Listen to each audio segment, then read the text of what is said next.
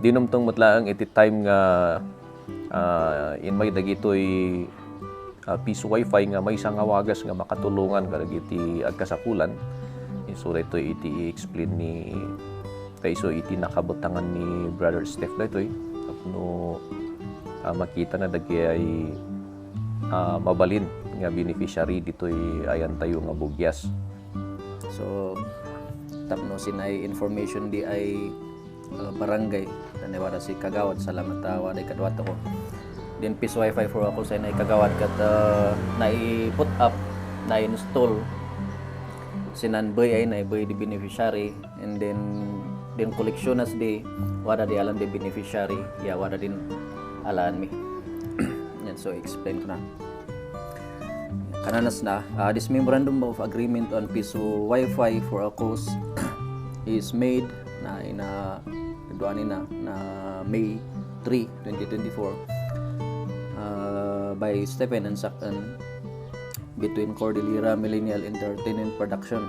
So wada si Jumar ay siya di representative to and wada ko si ay ang kalay Ben Bakasan Madino na siya din nakakabil sinay beneficiary with address po Bakulungan Sur Bugyas.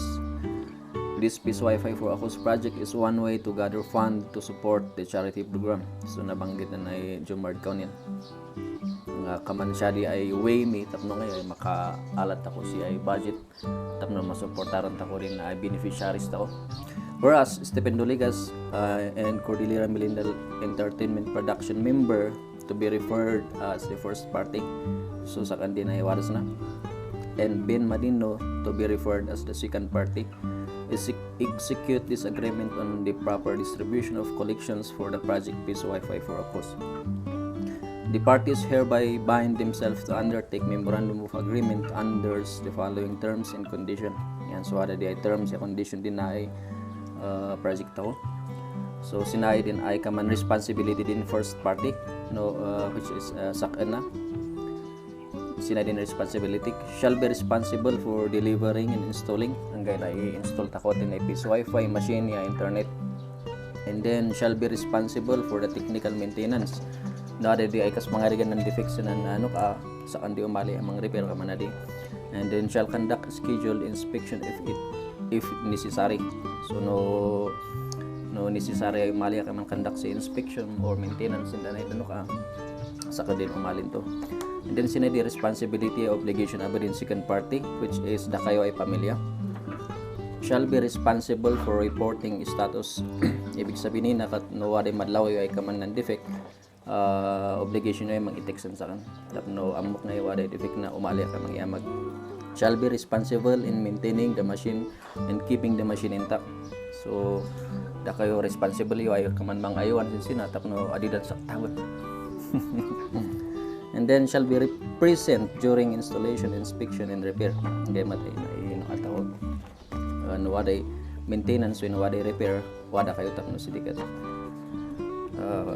Present kayo. And then sinadi terms and condition na.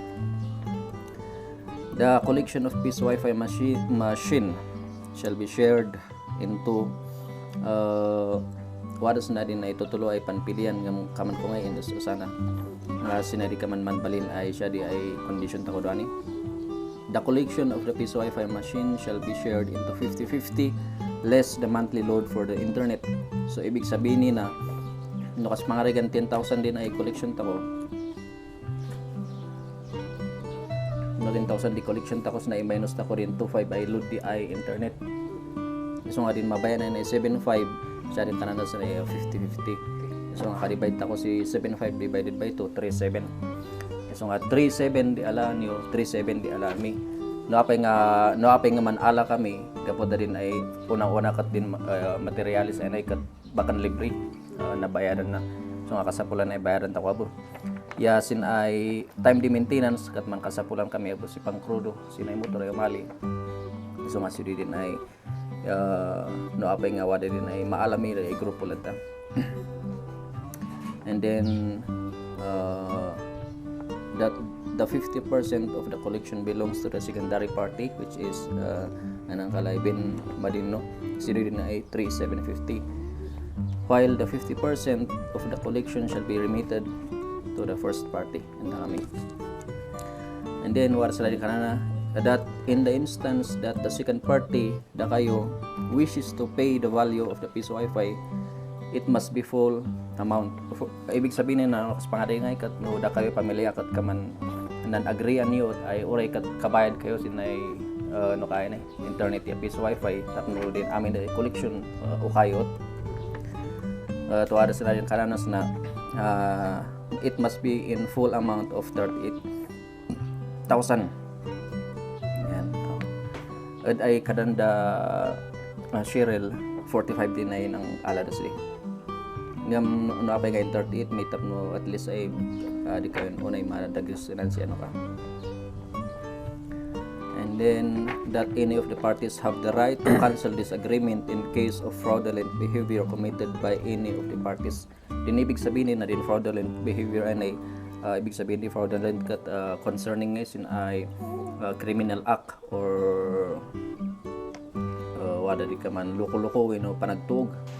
Ito yung aldaw kat i-turn over tayo garod iti nagtulagan tayo nga ma-donate abingay da no person to the ETP's Wi-Fi for akos tayo dito a familia. Sige ragsakan kung ano sa nyo rita nga naornong tayo nga coins sapay kuma na makatulong pa iti daduma nga hospitalization no agas ni Father yo nga iso iti beneficiary tayo. Okay? Dahil tagayon kat nakaornong tayo iti napankinyayo nga kasla mapan iti beneficiary tayo nga 4,680 pesos.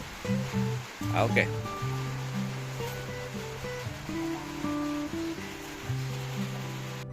On behalf of our family, katagyaman kami, dakkel unay daytoy nga tulong ta oray no antay unay nga nag-aamo personally kas jay kat si dadaan kayo lagta nga tulong nga mang-i-paidi tulong kadag ito'y beneficiaries ni Apo Diyos ti mangbendisyon pa kinyayo tapno mas adupay ti mabendisyonan nga pada nga tao nga mangkasapulan ti tulong babaan daytoy nga programa babaan kinyayo nga mang-organize okay?